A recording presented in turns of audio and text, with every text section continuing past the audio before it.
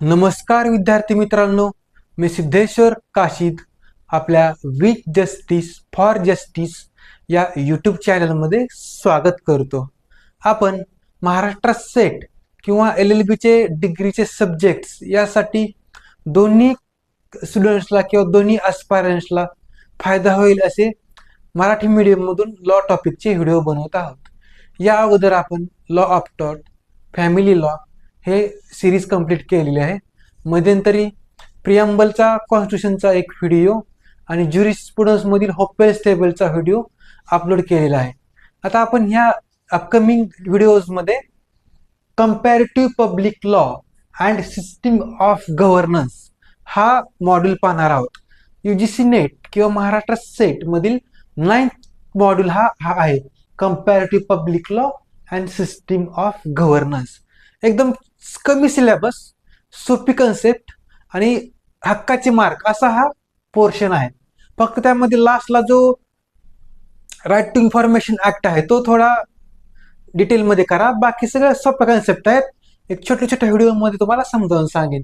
तर आजची आपली पहिली कन्सेप्ट आहे फॉर्म्स ऑफ गव्हर्नमेंट, सरकारचे प्रकार.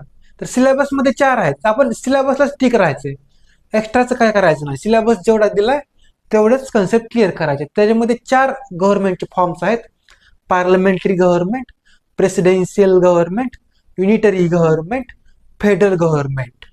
तर स्टार्टिंगला आपण पाहूया पार्लमेंटरी फॉर्म ऑफ गव्हर्नमेंट आणि प्रेसिडेन्शियल फॉर्म ऑफ गव्हर्नमेंट. संसदीय सरकार आणि अध्यक्षीय सरकार.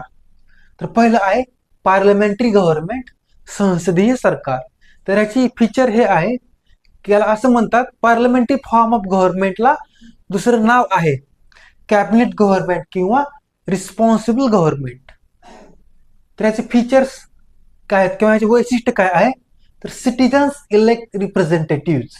तर जे रूलर आहेत, जे राज्य करतात त्या गव्हर्नमेंटमध्ये, त्यांना नागरिक निवडून देतात किंवा नागरिकांनी निवडून दिलेले प्रतिनिधी त्यांच्या प्रतिनिधींना निवडून देतात. फॉर एक्झाम्पल, जर काही ठिकाणी किंवा काही देशांमध्ये अगोदर सिटीजन हे ठराविक रिप्रेझेंटेटिव्हला निवडून देतात आणि ते रिप्रेझेंटेटिव्ह परत अप्पर हाऊस ऑफ लेजिस्लेचर निवडून देतात. भारतामध्ये पाहायचं झाल्यास पहिल्यांदा आपण विधानसभेच्या आमदारांना किंवा लोकसभेच्या खासदारांना निवडून देतो, लोकांनी निवडून दिलेले प्रतिनिधी, आणि हे प्रतिनिधी राष्ट्रपतीला निवडतात. बाय सिटीजन ही निवडणूक असते किंवा इनडायरेक्टली असते, डायरेक्टली नसते. डायरेक्टली कुठं असते, प्रेसिडेन्शियल मध्ये, ते पाहूया नंतरच्या कन्सेप्टमध्ये. तर ह्या पार्लमेंटरी फॉर्म ऑफ गव्हर्नमेंट, संसदीय सरकारला कॅबिनेट गव्हर्नमेंट किंवा रिस्पॉन्सिबल गव्हर्नमेंट असं दुसरं नाव आहे. आणि ह्याचे रिप्रेझेंटेटिव्ह हे नागरिक निवडतात. आणि parliament is responsible to people. संसद किंवा पार्लमेंट ही लोकांना जबाबदार आहे. लोक त्यांना जाब विचारू शकतात, आम्ही तुम्हाला निवडून दिलं, तुम्ही हे काम का केलं नाही. तर याचे काही फीचर्स आहेत पार्लमेंटरी फॉर्म ऑफ गव्हर्नमेंटचे फीचर्स. तर पहिलं आहे बाय कॅम्बलर लेजिस्लेचर. तर गव्हर्नमेंटचे 3 विंग्स आहेत: लेजिस्लेचर, एक्झिक्युटिव्ह आणि ज्युडिशियरी. लेजिस्लेचर म्हणजे पार्लमेंट हे कायदा बनवतं, आता तेच पाहणार आहोत. दुसरा आहे एक्झिक्युटिव्ह, जो बनवलेल्या कायद्यानुसार गव्हर्नमेंट चालवतं. आणि ज्युडिशियरी, कोर्ट, हे त्या कायद्याचा अर्थ लावतं आणि ते कायदे संविधानाला सुसंगत आहेत का ते चेक करतं किंवा कोणते कायदे असंविधानिक आहेत ते चेक करतं. तर हे लेजिस्लेचर मध्ये सांगितलेलं आहे. पार्लमेंटरी फॉर्म ऑफ गव्हर्नमेंटचे फीचर्स आहे बाय कॅम्बलर लेजिस्लेचर. आता इंडियामध्ये पण बाय कॅम्बलर लेजिस्लेचर आहे. आता ट्रिक सांगतो, बाय कॅम्बलर कसं लक्षात ठेवायचं. तुमचा मोबाईल आहे, ड्युअल सिम मोबाईल म्हणतो, ड्युअल सिम, 2 सिम असणारा. असं बाय कॅम्बलर, बाय म्हणजे 2, कॅम्बलर म्हणजे हाऊसेस. बाय कॅम्बलर लेजिस्लेचर, दोन सभागृह असणार लेजिस्लेचर. भारतामध्ये कोणतं आहे, राज्यसभा आणि लोकसभा, हाऊस ऑफ पीपल आणि हाऊस ऑफ स्टेट, हे 2 सभागृह आहेत. तर पार्लमेंटरी फॉर्म ऑफ गव्हर्नमेंटचे फीचर काय आहे, 2 सभागृह असतात. सेकंड फीचर आहे ड्युअल एक्झिक्युटिव्ह. जो शासक आहेत ते दोन असतात. फॉर एक्झाम्पल इन इंडियामध्ये प्रेसिडेंट राष्ट्रपती आहेत आणि प्राईम मिनिस्टर पंतप्रधान आहेत, रूलर आहेत. त्यानंतर नेक्स्ट फीचर आहे नो फिक्स्ड टेन्युअर. याचा पार्लमेंटरी फॉर्म ऑफ गव्हर्नमेंटमध्ये रूलरचा फिक्स टेन्युअर नसतो. तुम्ही म्हणाल मग आपण पंतप्रधानांना 5 वर्षासाठी निवडून दिलं, त्यांचा कसा फिक्स टेन्युअर? तर नाही. जर अल्पमतात सरकार गेलं तर ते लोकसभा डिझॉल्व्ह होऊन सरकार कोलॅप्स होऊ शकतं. फॉर एक्झाम्पल आदरणीय अटल बिहारी वाजपेयी यांचं सरकार कोसळलं होतं. त्यानंतर close relationship between legislature and executive. तर हे लेजिस्लेचर आणि एक्झिक्युटिव्ह मध्ये पार्लमेंटरी फॉर्म ऑफ गव्हर्नमेंटमध्ये क्लोज रिलेशनशिप असतं. म्हणजे लेजिस्लेचर मधलेच मेंबर हे एक्झिक्युटिव्ह मध्ये असतात. जे मेंबर ऑफ पार्लमेंट आहेत तेच काउन्सिल ऑफ मिनिस्टर मध्ये असतात. ज्या खासदारांना लोकांनी निवडून दिलं, जे लेजिस्लेचरचे सदस्य आहेत, त्यांचीच निवड मंत्रिमंडळात होते आणि तेच देशाचा कारभार पाहतात. Close relationship between legislature and executive. त्यानंतर कलेक्टिव्ह रिस्पॉन्सिबिलिटी. समजा मंत्रिमंडळातील एखाद्या मंत्र्यांनी चूक केली तर संपूर्ण मंत्रिबळ, त्यांच्या संपूर्ण मंत्रिमंडळ, संपूर्ण council of minister is responsible for one member of parliament. त्यानंतर leadership of prime minister. Parliamentary form of गव्हर्नमेंटमध्ये पंतप्रधानांचा मुख्य रोल असतो गव्हर्नमेंट एक्झिक्यूट करायला. राष्ट्रपती हे फक्त नामधारी प्रमुख असतात. हा झाला पहिला पार्लमेंटरी फॉर्म ऑफ गव्हर्नमेंट. आता सेकंड आहे प्रेसिडेन्शियल फॉर्म ऑफ गव्हर्नमेंट. राष्ट्रपती शासित किंवा अध्यक्षीय लोकशाही. आता ही जी पार्लमेंटरी फॉर्म ऑफ गव्हर्नमेंट होतं ते आहे भारत आणि इंग्लंड किंवा Britain.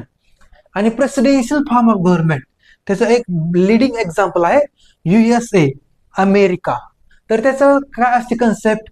President is chief executive and directly elected by people. तर एक्झिक्युटिव्ह जो आहे प्रेसिडेन्शियल फॉर्म ऑफ गव्हर्नमेंटचा, त्याची डायरेक्ट निवडणूक केली जाते लोकांमधून. आता आपण इथं पहा, पार्लमेंटरी फॉर्म ऑफ गव्हर्नमेंट मध्ये काय पाहिलं आपण अगोदर? आमदार खासदार यांना निवडून देतात नागरिक, आणि नागरिकांनी निवडून दिलेले आमदार आणि खासदार राष्ट्रपतीला निवडून देतात. कशामध्ये? पार्लमेंटरी फॉर्म ऑफ गव्हर्नमेंट मध्ये. परंतु प्रेसिडेन्शियल फॉर्म ऑफ गव्हर्नमेंट मध्ये तसं नाही. तर यामध्ये डायरेक्ट अमेरिकेचे नागरिक त्यांच्या राष्ट्रपतीला निवडून देतात.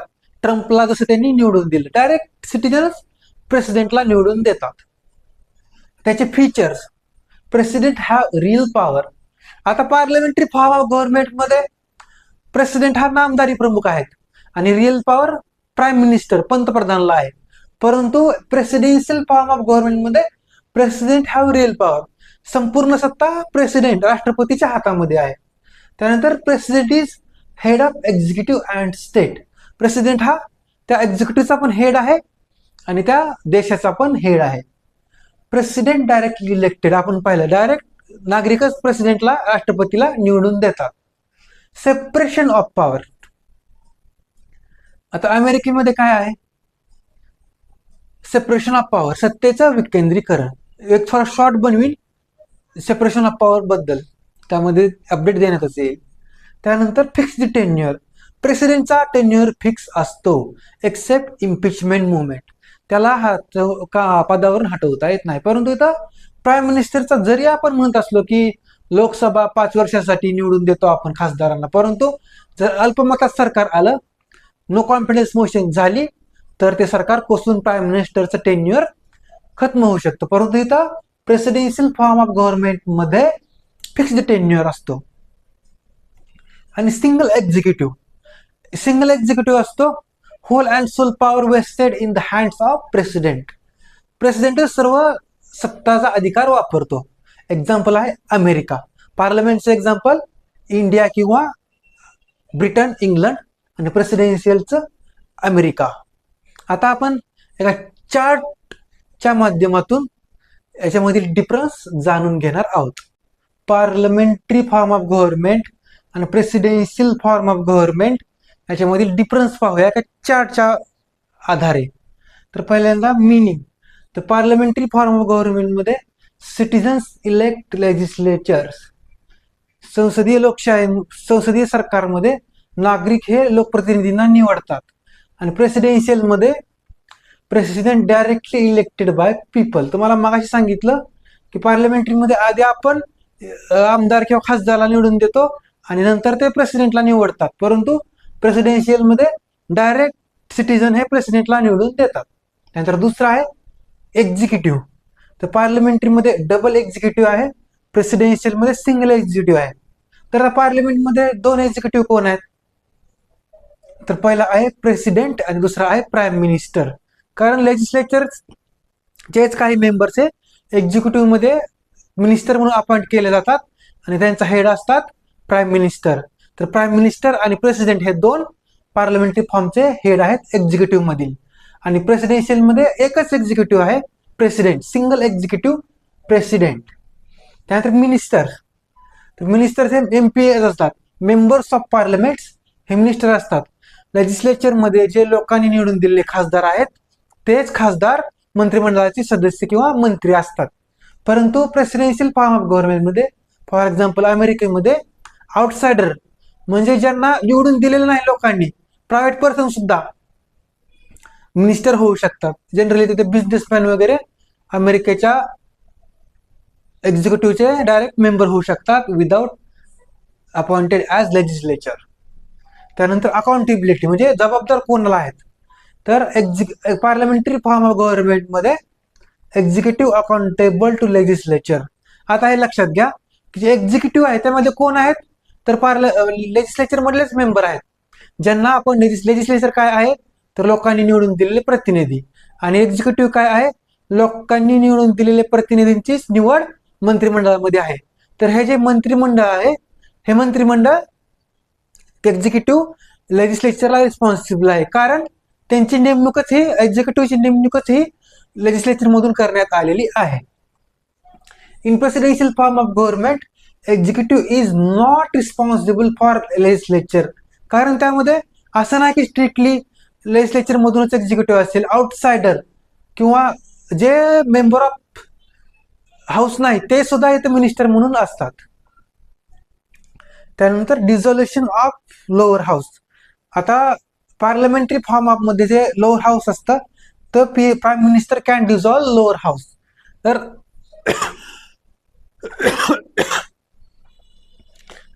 आपली जी लोकसभा आहे ते प्राईम मिनिस्टर डिझॉल्व करू शकतात, परंतु in presidential form of government president cannot dissolve lower house. तर समजा अमेरिकेमध्ये हाऊस ऑफ रिप्रेझेंटेटिव्ह आहे, सिनेट हे आहे ते अप्पर हाऊस आहे आणि हाऊस ऑफ रिप्रेझेंटेटिव्ह हे लोअर हाऊस आहे. तर ते प्रेसिडेंट डिझॉल्व करू शकत नाही, ते आहे प्रेसिडेन्शियल फॉर्म ऑफ गव्हर्नमेंटचं वैशिष्ट्य. त्यानंतर टेन्युअर. पार्लमेंटरी फॉर्म ऑफ गव्हर्नमेंटमध्ये फिक्स टेन्युअर नसतो आणि प्रेसिडेन्शियल फॉर्म ऑफ गव्हर्नमेंटमध्ये फिक्स टेन्युअर असतो.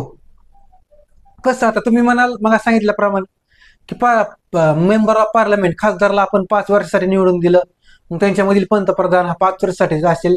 तसं नाही. सरकार जर अल्पमतात आलं, नो कॉन्फिडन्स मोशन पास झाली, तर सरकार कोसळून पंतप्रधानाला राजीनामा द्यावा लागतो. फॉर एक्झाम्पल अटल बिहारी वाजपेयी, त्या सरांचं सरकार कोसळलं होतं. परंतु प्रेसिडेन्शियल फॉर्म ऑफ गव्हर्नमेंटमध्ये फिक्स्ड टेन्युअर असतं, ठराविक कालावधीसाठीच प्रेसिडेंटला अपॉइंट केलेलं असतं, एक्सेप्ट इम्पिचमेंट मुव्हमेंट, महाअभियोग प्रक्रिया. ते आपण कॉन्स्टिट्यूशनच्या लेक्चर सिरीजमध्ये पाहणार आहोत. आणि लास्टली सेपरेशन ऑफ पॉवर. तर सेपरेशन ऑफ पॉवर म्हणजे काय असतं? तर जे 3 विंग आहेत, लेजिस्लेचर, एक्झिक्युटिव्ह, ज्युडिशियरी, यांच्यामध्ये सत्तेचं विकेंद्रीकरण झालेलं असतं. परंतु पार्लमेंटरी फॉर्म ऑफ गव्हर्नमेंटमध्ये ते असतं कॉन्सन्ट्रेशन ऑफ पॉवर. कारण जे 3 विंग आहेत, मग काही सांगितलं, लेजिस्लेचर कायदे बनवते, एक्झिक्युटिव्ह त्या कायद्यानुसार राज्य करते आणि कोर्ट किंवा ज्युडिशियरी तो कायद्याचं इंटरप्रिटेशन अर्थ लावते. परंतु आता इथं काय झालेलं आहे? लेजिस्लेचर मध्ये कोण आहेत? एक्झिक्युटिव्ह मध्ये कोण आहेत? तर लेजिस्लेचर मधलेच मेंबर एक्झिक्युटिव्ह मध्ये आहेत, म्हणजे त्यांच्यामध्येच पॉवर कॉन्सन्ट्रेट झालेली आहे. म्हणून इथं आहे कॉन्सन्ट्रेशन ऑफ पॉवर. कशामध्ये? पार्लमेंटरी फॉर्म ऑफ गव्हर्नमेंटमध्ये. परंतु प्रेसिडेन्शियल फॉर्म ऑफ गव्हर्नमेंटमध्ये सेपरेशन ऑफ पॉवर आहे. लेजिस्लेचर वेगवेगळे आहेत, एक्झिक्युटिव्ह वेगळे आहे, ज्युडिशियरी वेगळे आहे. तर हा आता difference presidential form of government आणि पार्लमेंटरी फॉर्म ऑफ गव्हर्नमेंट मध्ये आपण पाहतोय फॉर्म्स ऑफ गव्हर्नमेंट, त्यातील दोन झाले, पार्लमेंटरी फॉर्म ऑफ गव्हर्नमेंट आणि presidential form of government. Next आहेत युनिटरी फॉर्म ऑफ गव्हर्नमेंट आणि फेडरल फॉर्म ऑफ गव्हर्नमेंट. पाहू तर आपण पाहतोय फॉर्म्स ऑफ गव्हर्नमेंट, त्यामध्ये दोन पाहिले, पार्लमेंटरी फॉर्म ऑफ गव्हर्नमेंट आणि presidential form of government. Last दोन जे सिलेबसमध्ये आहेत युनिटरी गव्हर्नमेंट आणि फेडरल गव्हर्नमेंट. आता युनिटरी गव्हर्नमेंटमध्ये काय असतं, habitual exercise of supreme legislative authority by one central power. सत्ता कॉन्सन्ट्रेट झाली असते, एकच सेंट्रल लेवलला पॉवर असते आणि तीच राज्य करत असते. याचे एक्झाम्पल्स आहेत जपान, इंग्लंड, स्वीडन, फ्रान्स. त्याचे features, supremacy of legislature, legislature तिथे सुप्रीम असते, कायदेमंडळाची सत्ता असते. नंतर सिंगल सिटिझनशिप, एकल नागरिकत्व असतं. आता समजा इंग्लंडमध्ये एकच नागरिकत्व आहे. पुढे पाहणार आहोत फेडरल गव्हर्नमेंटमध्ये याचं अपोजिट काय प्रोव्हिजन आहे. त्यानंतर कॉन्सन्ट्रेशन ऑफ पॉवर. आता दोन कन्सेप्ट आहेत, कॉन्सन्ट्रेशन ऑफ पॉवर आणि सेपरेशन ऑफ पॉवर. तर कॉन्सन्ट्रेशन ऑफ पॉवर म्हणजे संपूर्ण सत्ता लेजिस्लेचरच्याच हातामध्ये असते किंवा एक्झिक्युटिव्हच्या हातामध्ये असते. आणि सेपरेशन ऑफ पॉवर म्हणजे सत्तेचे विकेंद्रीकरण. तर त्यामध्ये सेंट्रल गव्हर्नमेंट आणि स्टेट गव्हर्नमेंट यांच्यामध्ये सत्ता विभागलेली असते. पण इथं एकच सेंट्रल गव्हर्नमेंट असतं किंवा युनिटरी गव्हर्नमेंट असतं आणि त्याच्यामध्येच कॉन्सन्ट्रेशन ऑफ पॉवर असतं. सगळं लेजिस्लेचर, एक्झिक्युटिव्ह, ज्युडिशरी सगळं सेंट्रल गव्हर्नमेंटमध्येच असतं किंवा युनिटरी गव्हर्नमेंटमध्येच कॉन्सन्ट्रेशन ऑफ पॉवर असतं, सत्ता तिथेच असते. नंतर फ्लेक्झिबल कॉन्स्टिट्यूशन, ही कॉन्स्टिट्यूशन इझिली अमेंड होऊ शकते. कशाची, युनिटरी फॉर्म ऑफ गव्हर्नमेंटची, फॉर एक्झाम्पल स्वीडन किंवा फ्रान्स. आणि रिटन ऑर अनरिटन कॉन्स्टिट्यूशन, राज्यघटना, संविधान लिखित असू शकतं किंवा अलिखित. फॉर एक्झाम्पल अलिखित संविधान हे इंग्लंडचं आहे आणि लिखित संविधान हे फ्रान्स किंवा जपानचं आहे. हे होतं युनिटरी. आता कम्पॅरिझन केल्यावर तुम्हाला अजून समजेल. थर्ड होतं युनिटरी. आता फोर्थ फेडरल गव्हर्नमेंट. तर यामध्ये division of power between centre and state. तर या ठिकाणी काय होतं, concentration of power. Unitary government किंवा सेंट्रल गव्हर्नमेंटला सगळी सत्ता होती, परंतु फेडरलमध्ये काय आहे, डिव्हिजन ऑफ पॉवर. आता फॉर एक्झाम्पल अमेरिकेमध्ये फेडरल फॉर्म ऑफ गव्हर्नमेंट आहे. तर मग डिव्हिजन ऑफ पॉवरचं एक्झाम्पल आता लक्षात घ्या. अमेरिकेचं सेंट्रल गव्हर्नमेंट आहे, समजा गव्हर्नमेंट ऑफ USA, आणि दुसरा त्यांचं स्टेट आहे, प्रोव्हिन्स आहे, ते आहे न्यूयॉर्क. तर मग काही सत्ता सेंट्रल गव्हर्नमेंट ऑफ अमेरिकेला जाईल आणि काही सत्ता न्यूयॉर्कच्या महापौरला जाईल किंवा न्यूयॉर्कच्या स्टेटच्या गव्हर्नमेंटला जाईल. त्यानंतर features, two sets of government, दोन प्रकारचे गव्हर्नमेंट आहेत, एक सेंट्रल लेवलला आणि एक प्रोव्हिन्सेस किंवा स्टेट लेवलला. फॉर एक्झाम्पल सेंट्रल लेवलला अमेरिकन गव्हर्नमेंट आणि स्टेट लेवलला वॉशिंग्टन DC गव्हर्नमेंट किंवा न्यूयॉर्क गव्हर्नमेंट, असे वेगवेगळे प्रोव्हिन्सेस. आय थिंक 50 आहेत वाटतं. त्यानंतर डिव्हिजन ऑफ पॉवर. तर पॉवर कॉन्सन्ट्रेट झालेला आहे, पॉवर डिव्हिजन झालेलं आहे. सेंट्रलचे वेगळे रूल आहेत, स्टेटचे वेगळे रूल आहेत. त्यानंतर डबल सिटिझनशिप किंवा ड्युअल सिटिझनशिप. आता भारतामध्ये तुम्हाला भारत सरकारचं नागरिकत्व आहे, असं आहे का, भारत सरकारचं नागरिकत्व पण आहे, गुजरातचं पण नागरिकत्व त्यातल्या लोकांना, महाराष्ट्राचं पण नागरिकत्व, तसं नाही.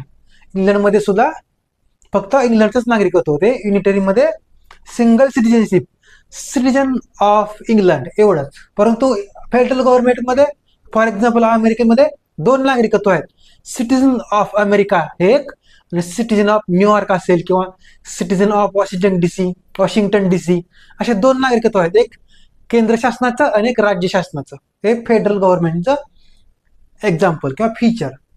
त्यानंतर written constitution, compulsory federal form of गव्हर्नमेंटमध्ये लिखित राज्यघटना लागते. आणि रिजिड कॉन्स्टिट्यूशन, ती कॉन्स्टिट्यूशन अमेंड करण्यासाठी, घटना दुरुस्ती करण्यासाठी प्रक्रिया खूप कठीण असते. तर आजच्या लेक्चरमध्ये आपण 4 टाइप्स पाहिले, parliamentary form of government, presidential form of government, unitary government, federal government. त्या शॉर्ट व्हिडिओमध्ये सांगण्याचा प्रयत्न केला. थँक्यू.